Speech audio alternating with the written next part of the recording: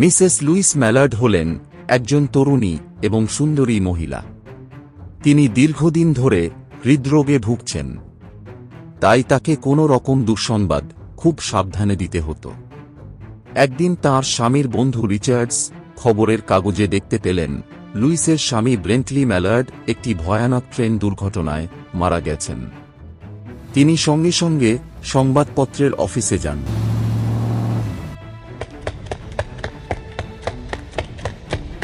আর দুর্ঘটনায় মৃতদের তালিকায় শীর্ষে ব্রেন্টলি ম্যালার্ডের নাম দেখতে পান। এমনকি একটি টেলিগ্রামের মাধ্যমেও তিনি সেটি যাচাই করেন। তিনি মিসেস ম্যালার্ডের হৃদরোগের কথা খুব ভালোভাবেই জানেন, তাই তিনি দ্রুত ছুটে তার বাড়িতে আসেন। আর সবথেকে প্রথমে খবরটি মিসেস ম্যালার্ডের বোন জোসেফিনকে জানান। তাঁরা ঠিক করেন এই খবরটা তাকে খুবই সাবধানে জানাতে হবে। তারা লুইসকে ডেকে এনে একটি সোফায় বসালেন। জোসেফিন খুব যত্ন সহকারে তার দিদিকে খবরটি জানালেন। খবরটি শুনেই মিসেস ম্যালার্ড কান্নায় ভেঙে পড়লেন। তারপর যখন তিনি একটু শান্ত হলেন, তখন সেখান থেকে তিনি নিজের ঘরে গিয়ে দরজা আটকে দিলেন।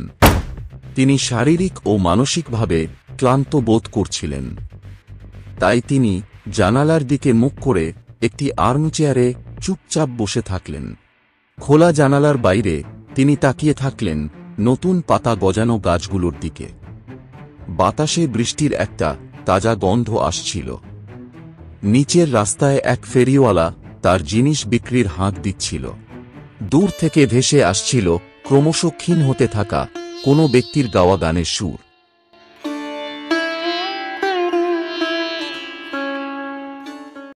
আর অসংখ্য চড়ুই পাখি ছাদের কার্নিশে বসে কিচির মিচির শব্দ করছিল। আর কালো মেঘেদের মাঝে নীল আকাশের টুকরোগুলো দেখা যাচ্ছিল। মিসেস ম্যালার্ড বুঝতে পারছিলেন এই মুহূর্তে তিনি খুবই দুঃখিত, কিন্তু একই সঙ্গে তার ভেতরে এক অদ্ভুত অনুভূতি জন্ম নিতে শুরু করল, যেন তার চারপাশে কিছু নতুন শুরু হতে যাচ্ছে। হঠাৎ তার হৃদয়ের গভীর থেকে বেরিয়ে আসে এক শব্দ, আজকের পর থেকে আমি স্বাধীন। আজ থেকে আমি নিজের জন্য বাঁচতে পারব। আর আমাকে কাউকে জবাবদিহি করতে হবে না। আমার স্বামী আমাকে ভালোবাসা দিয়েছে ঠিকই, কিন্তু তাতে আমার ইচ্ছেগুলো চাপা পড়ে গিয়েছিল। আজকের পর থেকে আমি শুধু নিজের জন্য বাঁচব। এদিকে জোসেফিন প্রচণ্ড ভয় পেয়ে দরজায় জোরে জোরে ধাক্কা দিতে থাকে। দয়া করে দরজাটা খোলো, আমার খুব ভয় হচ্ছে, তাড়াতাড়ি দরজাটা খোলো। জোসেফিন ভাবে স্বামীর মৃত্যুতে হয়তো তার দিদি প্রচণ্ড কষ্ট পেয়ে অসুস্থ হয়ে পড়েছে, কিন্তু বাস্তবে মিসেস ম্যালার্ড কাঁদছিলেন না। তিনি খোলা জানালা দিয়ে বাইরে তাকিয়ে তার বর্তমান স্বাধীনতা উপভোগ করছিলেন। অবশেষে মিসেস ম্যালার্ড দরজা খুলে বেরিয়ে এলেন। তার মনে এক গভীর প্রশান্তি। তিনি তার বোনের সাহায্য নিয়ে সিঁড়ি দিয়ে নিচে নেমে আসেন। নিচে রিচার্ডস তাদের জন্য অপেক্ষা করছিলেন।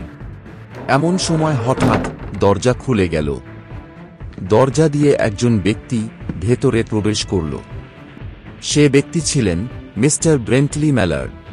তিনি সম্পূর্ণ অক্ষত এবং জীবিত অবস্থায় তাদের সামনে দাঁড়িয়েছিলেন। তিনি আসলে কোনো দুর্ঘটনায় পড়েননি। তিনি তো দূরের কোনো শহরে ছিলেন। খবরটি ছিল সম্পূর্ণ ভুল খবর।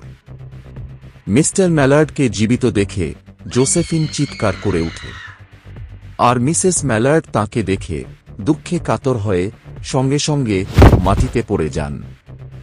আর সেখানেই তিনি মারা যান। সঙ্গে সঙ্গে সেখানে ডাক্তার ডাকা হয়। ডাক্তার এসে বলেন তিনি হৃদরোগে মারা গেছেন।